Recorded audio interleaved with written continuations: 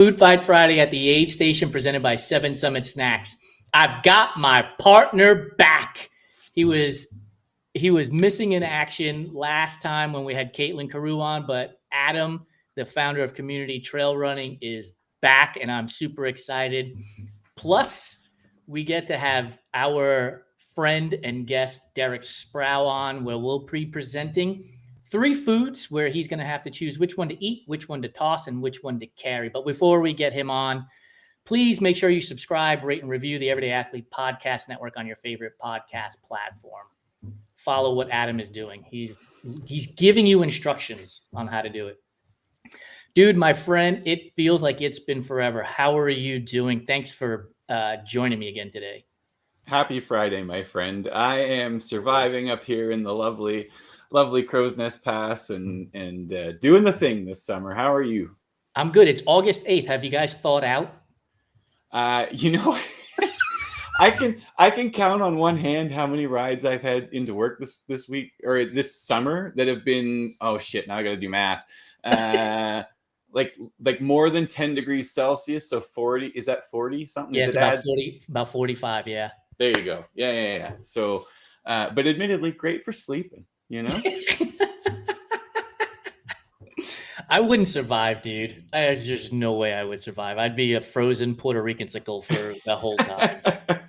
Well, listen, you get up here, we'll get some blankets, we'll get some hoodies, we'll do whatever we need to. All right.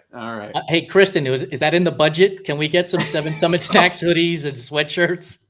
Yeah, absolutely. And the Seven Summit Snacks private jet would be great to get Jason up here as well. Of course. Yeah. Send the boxes too, because we're gonna need the fuel while we're sitting out there freezing and shivering. Yeah. I don't know if this is true, but I think I read one time, like when your teeth are chattering and you're shivering, you're burning like 300 calories an hour. Like that seems crazy to me. You know what? Let's go with it. It's true. That's why we're in such great shape up here, you know? I mean, nobody's fact checking shit anyway, so we're good. Yeah, you put that in ChatGPT, it'll play. Dude, I can't wait to bring Derek on the show. You're gonna love the guy.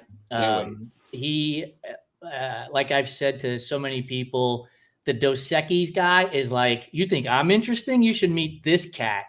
Derek has done so much cool shit in his lifetime. And one of my favorite things to say about him is he listens to Korean hip hop. Like, I don't even know how you fucking find Korean hip hop.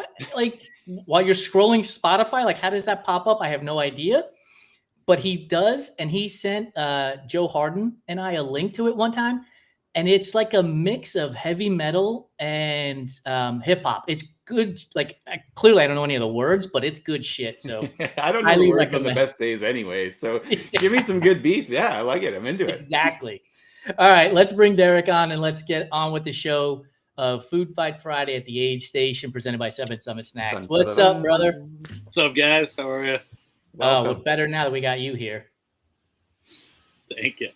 All right. Absolutely. And more interesting. We're far more interesting, and thank God for that. We're far more interesting because we're within arm's reach of you. People have listened to this show plenty of times, and they're like, you two guys aren't that interesting. Yeah.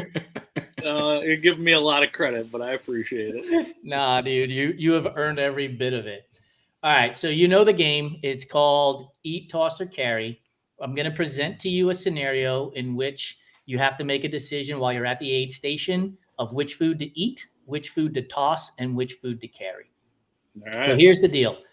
Hallucination 100 is coming up for you in about a month. So we're going to put you at mile 82 of the Hallucination 100. You roll up into the aid station.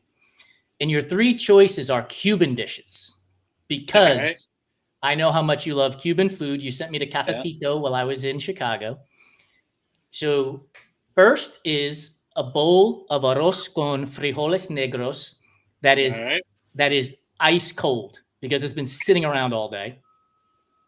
Your second choice is an empanada with pico and ghost peppers. So it's spicy and hot. Okay. And your last choice is a plate full of dulce de coco. And Adam, I will help you understand. So the first is... Oh, yeah, no, I'm on the same page as everyone. Totally. The first is a bowl of white rice and black beans, ice cold. The second one is basically a hand pie with ground beef, olives, and ghost peppers.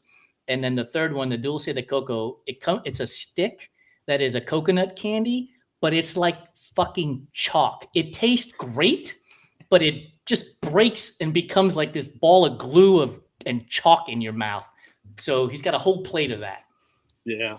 All right, dude. So mile 82, hallucination 100. Which of these are you going to eat? Which of these are you going to toss? And which of these are you going to carry? Yeah, we're tossing the ghost peppers.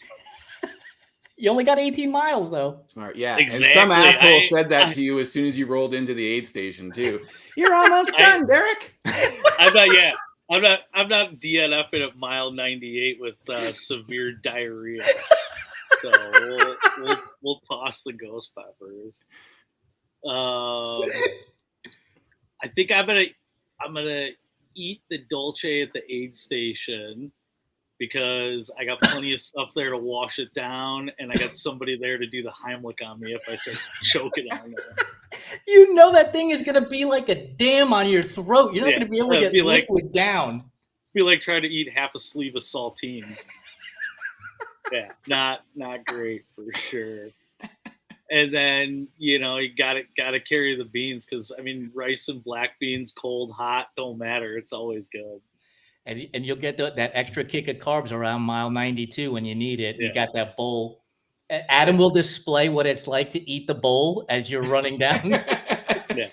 Well, you know those giant, like massive, like 10-gallon tubs that people keep dog food in their house, like giant Rubbermaid tub. We have one of those filled with rice and then one with black beans. So how much we go through in this house. So. I love it. Adam, is Derek right? Or is Derek wrong? Well, it sounds like Derek's more interesting than he doesn't have to be right anyway. So we don't have to worry about it. You know who doesn't worry about being right? The Dos Equis guy. Yeah. Because he's fucking cool. Yeah. So good. I think I love the choices. I have to agree with tossing the ghost pepper, as everyone knows I'd be DNFing at mile 82.2. I think because I don't know, and I'm gonna try and say these. You're gonna have to remind me how it is again. So what's the powdery, chalky, coconutty? Dulce de coco. Dulce de coco. Okay. So I'm going to make the rookie mistake because it sounded so good. I'm going to take that with me and I'm going to eat the rice and beans at the aid station. And I think I'll give everyone a fair amount of entertainment because it sounds like I'm just going to be hacking and choking and not having any luck with this thing along the way. But maybe I can stab someone with it. I don't know. You eat this stuff? We'll see a quarter mile down the trail. I mean, every abuela, every grandmother has it in their house, dude. Like, you cannot go into a Hispanic Caribbean household without that being there. And it's like the first thing you take. And the first bite is so good. And then it just crumbles into this glue.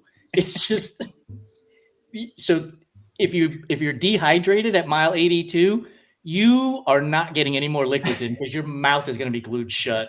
It's the same thing with, I don't know if you ever had the Cuban yucca.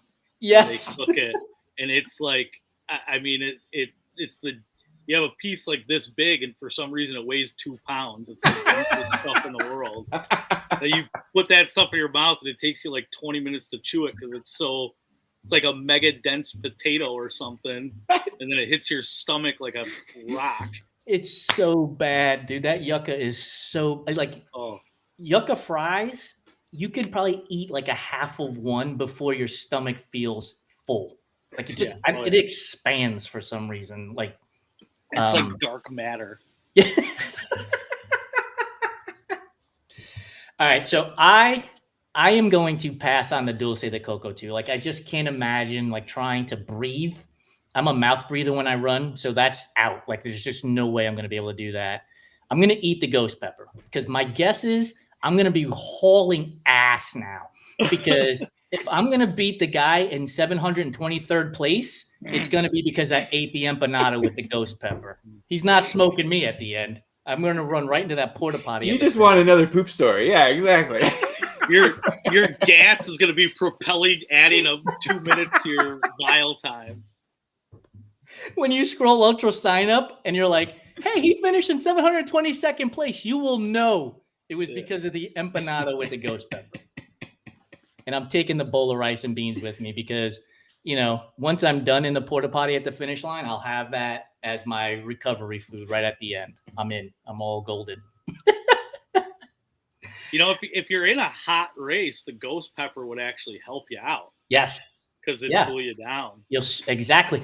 Thank you very much, Lori. I hope you heard what Derek just said, because I always tell her, you have to eat spicy food when it's hot out because it helps cool your body down. That's why every country where the weather is unbearably hot, their native food is spicy as shit.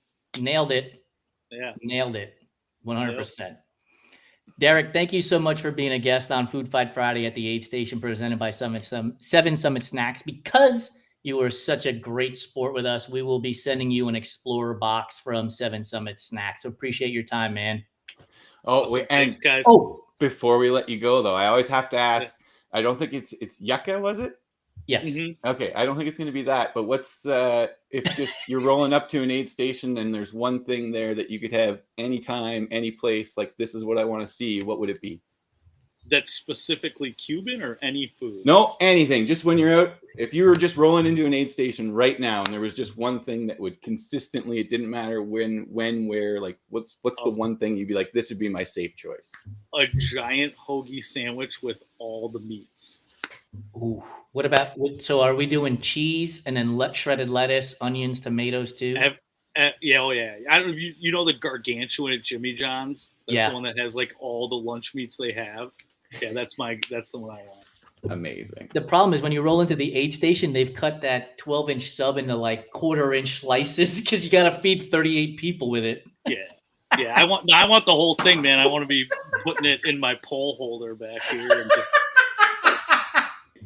You just got to pull a Jason and put your fucking hands all over everything, and then it's either going with you or in the garbage. Just grab the tray and run. Derek, I don't know if you've heard this story. So at my first 100 miler, I was at Rocky Raccoon, and they have an aid station called the Damnation Aid Station. It's like disco ball. I mean, it's a huge ass aid station. And they had they have a tray of potatoes.